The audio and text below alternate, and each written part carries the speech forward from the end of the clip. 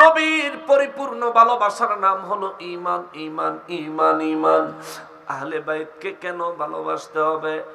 ইমাম হোসেন রাদিয়াল্লাহু তাআলা আনহু মাথা মোবারকের কাছে মাজারে মোবারকায় হাজিরা দেওয়ার তৌফিক আল্লাহ দিয়েছিলেন। ওইখানে গেলে রে মাজারের গ্রিলের সাথে কপালটা লাগায়া ইয়া হুসাইন বলে বুক থেকে টার্তনাদ লইয়া জবানে যখন ডাক দিছি, দুই চোখের পানি আর ধইরা রাখতে পারি না। ইয়াজিদ বাহিনী, তোদের পিছনে আছে জাহান্নাম, আমার পিছনে আছে জান্নাত। ভুলে গেছিস নি? আমার নানায় বলেছেন, আল হাসান ওয়াল হুসাইন সাইয়্যিদা শাবাবি আহলিল জান্নাহ। হুসাইন আমার উম্মতের নেকের পাল্লায় কারবালার শহীদদের রক্ত মাখা জামাগুলি তুইলা দিবি। কারবালার যুদ্ধের পরে যদি ইয়াজিদ দোষী না হয়, জুলাই যুদ্ধের পরেও তো শেখ হাসিনা দোষী না। নবী বলেন, কেউ যদি আমাকে ভালোবাসতে চাও তাইলে সে যেন আমার ফাতেমাকে ভালোবাসে। সুবহানাল্লাহ।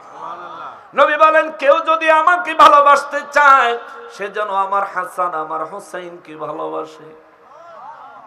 জোরে সাহাবায়ে কেরাম বলেন, নবী গো কেন? নবী বলেন, যে আমার ফাতেমারে ভালোবাসে, যে আমার হাসান হুসাইনের ভালোবাসে, যে আমার আলীকে ভালোবাসে, আমি নবী ওয়াদা দিলাম আমি নবী নিজে তাকে ভালোবাসবো। সুবহানাল্লাহ। যে আমার হাসান হুসাইন ফাতেমা আলীর সঙ্গে দুশমনি করে, আমি নবী তার বিরুদ্ধে আল্লাহর দরবারে দুশমনির ঘোষণা দিলাম। জোরে বলেন নাউযুবিল্লাহ। কিন্তু ইমাম হাসান হুসাইন রাদিয়াল্লাহু তাআলা আনহুমা, ওনাদেরকে শহীদ করা হয়েছিল।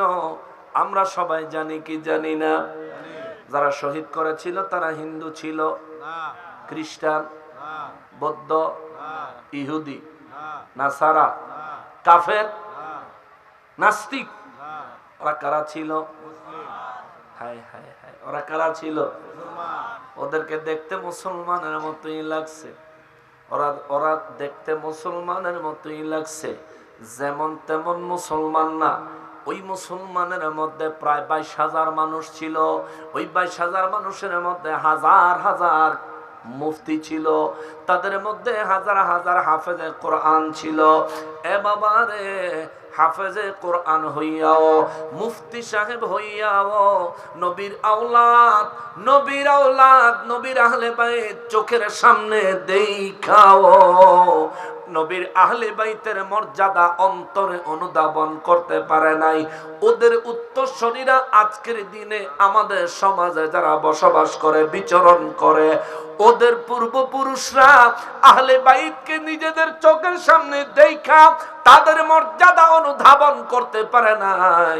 কিন্তু আমার এই ওসমানীনগর এলাকায় ওই ইয়াজিদ বাহিনীর প্রেতাত্মা হইয়া, ইয়াজিদ বাহিনীর গোলাম হইয়া আজকে যারা আমার সমাজে ঘোরাফেরা করে, আমার এই সমাজের এই ব্যক্তিরা কি আহলে বাইতের শান বুঝবে? বলেন বুঝবে? ওর গুরুরা সরাসরি দেখাই বুঝে নাই। হায় হায় হায়। ইমাম হুসাইন রাদিয়াল্লাহু তাআলা আনহু নিজে যুদ্ধের ময়দানে যখন নাকি অবতীর্ণ হলেন, ওই জায়গায় তরবারি হাতের উপর নিয়া ইমাম হুসাইন রাদিয়াল্লাহু তাআলা আনহু একটা ডাক দিয়েছিলেন সর্বশেষ, ইয়াজিদ বাহিনী রে, তোদের মধ্যে কে আছো জান্নাতে যেতে চাও? আমি হুসাইনের পাশে এসে দাঁড়াও। এক একজন ব্যক্তি সব শহীদ করে দিছে।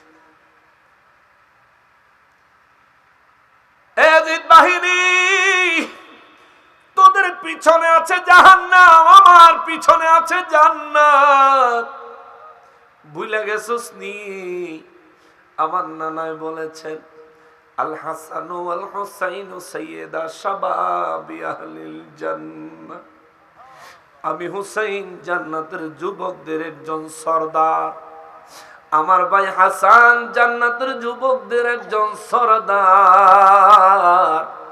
আমার আম্মা খাতুনে জান্নাত ফাতেমাতুজ জাহরা রাদিয়াল্লাহু তাআলা আনহা তিনি বলেন, আমার আম্মা হলেন জান্নাতের নারীদের সরদারিনী, আমার আব্বাই হলেন আমার নানার ইলমের শহরের দরজা। এরে আমরা চারজন হইলাম আমার নানার আহাল, আমার নানার পরিবার, আমার নানার সহ আমরা হলাম পাক পাঞ্জাতন পবিত্র পাঁচজন। সুতরাং আমার বিরুদ্ধে যারা তরবারি ধরেছ, তোমাদেরকে একটা আখেরি সুযোগ দিয়া যায়। আয় আয় আয়, কে আছো জান্নাতে যেতে চাও, আমার পাশে এসে দাঁড়া, আমার পাশে এসে দাঁড়া। এই কথা শুনে ইয়াজিদ বাহিনীর বীর বাহাদুর, ইয়াজিদ বাহিনীর বীর বাহাদুর সৈনিক খুলিয়ে করলো কি, নিজের হাত থেকে থরথর করে কাঁপতে কাঁপতে তরবারিটা পড়ে গেল। দৌড়ায়া ইয়াজিদ বাহিনীর কাছ থেকে দৌড়ায় সেই ইমাম হোসেন রাদিয়াল্লাহু তাআলা আনহুর কদম জড়ায়া দইরা কান্না শুরু করে দিল।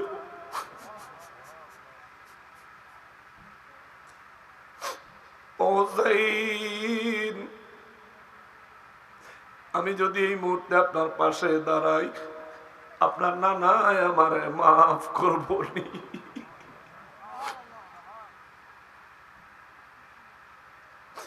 এখন যদি আমি আপনার পাশে দাঁড়াই, আল্লাহ আমারে মাফ করবো নি, আপনি আমারে মাফ করবেন নি।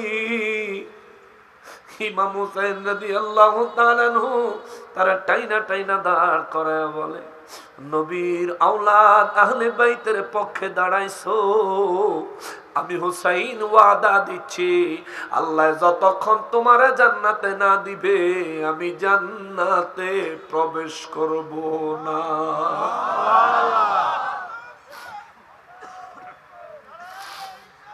ইয়া রাসূলুল্লাহ জিন্দাবাদ।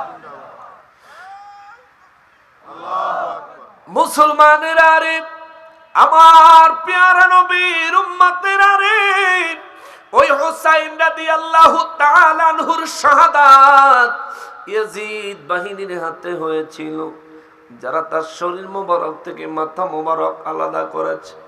আমি গুনাহগারের নসিব হয়েছে গত রমজানের ঈদের পরে আমি মুফতি আলাউদ্দিন জিহাদি ভাই সহ আমরা গেছিলাম মিশর সফরে। মিশরে একটা মসজিদ আছে কায়রো শহরে, মসজিদটার নাম হলো মসজিদে ইমাম হোসেন রাদিয়াল্লাহু তাআলা আনহু।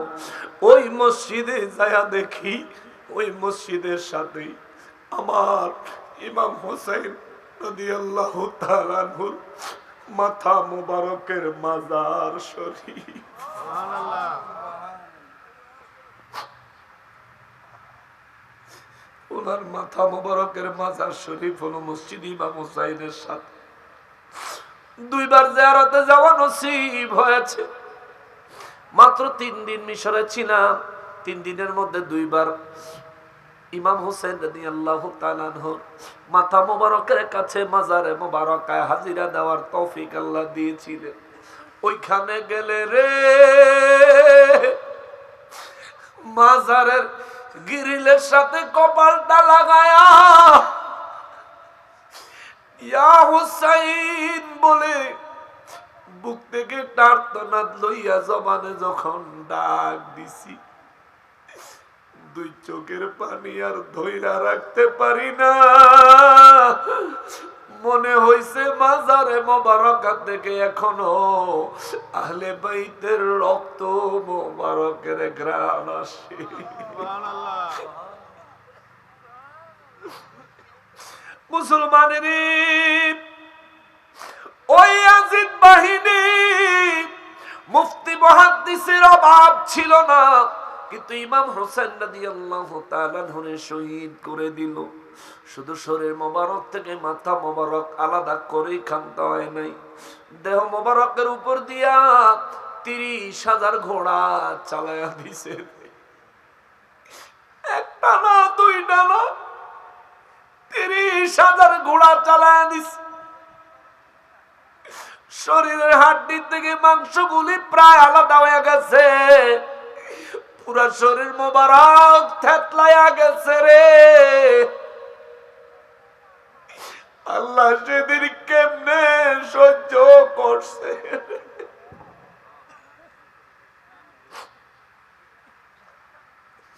কারবালার এই ঘটনার পরে পৃথিবীর আকাশে বহুদিন যাবৎ সূর্য দেখা যায় নাই।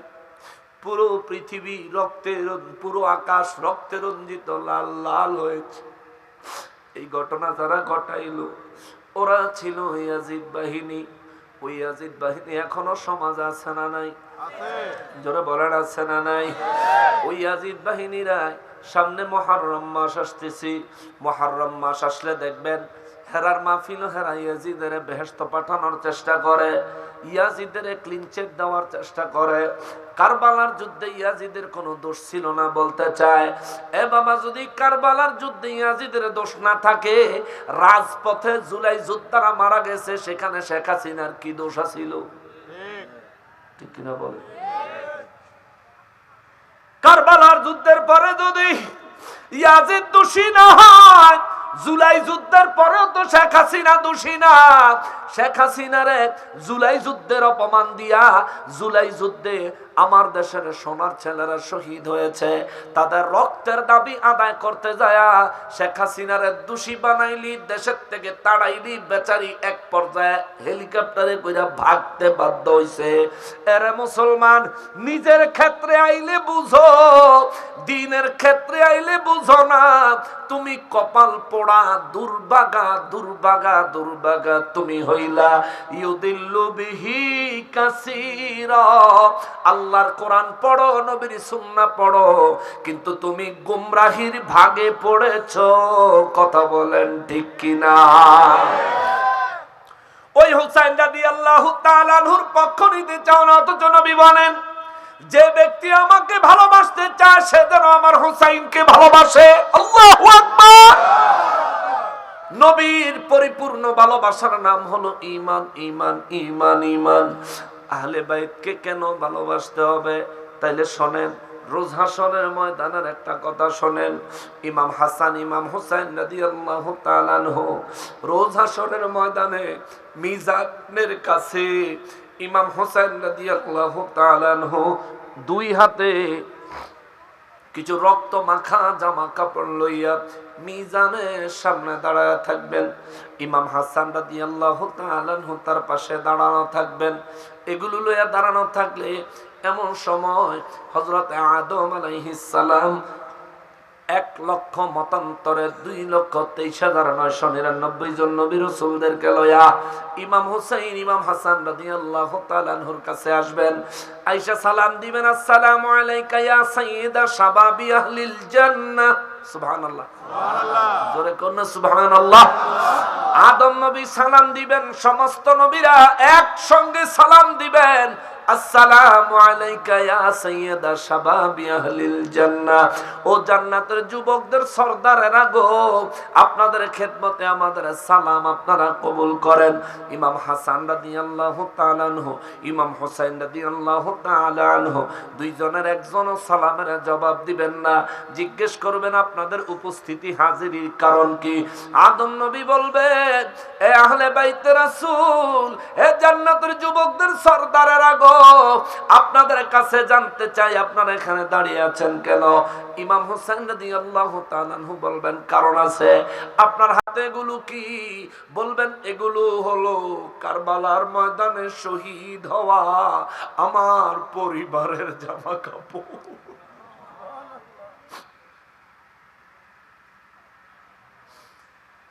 আদম নবী বলবেন, এখানে দাঁড়িয়ে আছেন কেন? বলবে, আমার নানা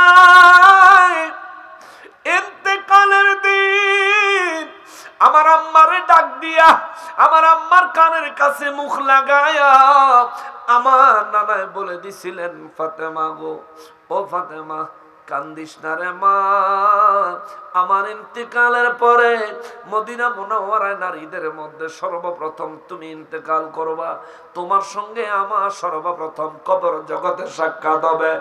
আমার আম্মা মুস্কি হাসি দিয়া খুশি হইয়া আমার নানার চেহারা মোবারকের কাছ থেকে সরে গেলে আমার নানা আমারে আর আমার ভাই হাসানের ইশারা দিয়া ডাক দিল। আমি আর আমার ভাই হাসান আমার নানার মাথা মোবারকের কাছে গেলি, আমার নানা ইশারা দিলেন, আমরা আমার নানার মুখ মোবারকের কাছে কান নিয়ে গেলাম। আমার নানা কইল, হুসাইন রে, আমার হাসানের মুয়াবিয়ার ছেলে ইয়াজিদ আমার হাসানের ষড়যন্ত্র করে বিষ পান করাইয়া আমার হাসানের শহীদ করে দিবে। হুসাইন, কারবালার জমিন তোমার শাহাদাতের জন্য অপেক্ষা করছে রে। শোনো, রোজ হাশরের ময়দানে যখন দুই ভাই দাঁড়াবি, শহীদদের জামা কাপড়গুলি লইয়া মিজানের কাছে দাঁড়ায় থাকবি।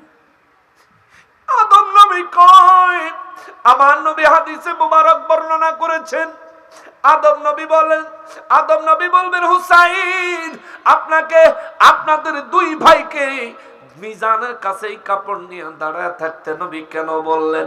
ইমাম হোসেন রাদিয়াল্লাহু তাআলা আনহু বলবেন, আমার নানাই বলছেন, আমার নানা উম্মতের নেকার গুনাহ যখন ওজন দিবে, আমার নানাই কইছে ভালোবাসে এইরকম কোন উম্মত, আমার নানার কোন উম্মতের নেকার গুনাহ যখন ওজন দিবে রে, আমার নানাই বলছে নানার কোন উম্মতের নেকের পাল্লা যখন হালকা হয়ে যাবে, আমারে কইছে হুসাইন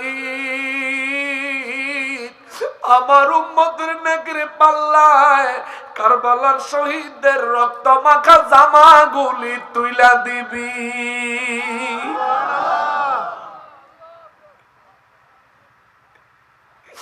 ওরে দয়ালো নবী প্রেমের ছবি আর আসবেন না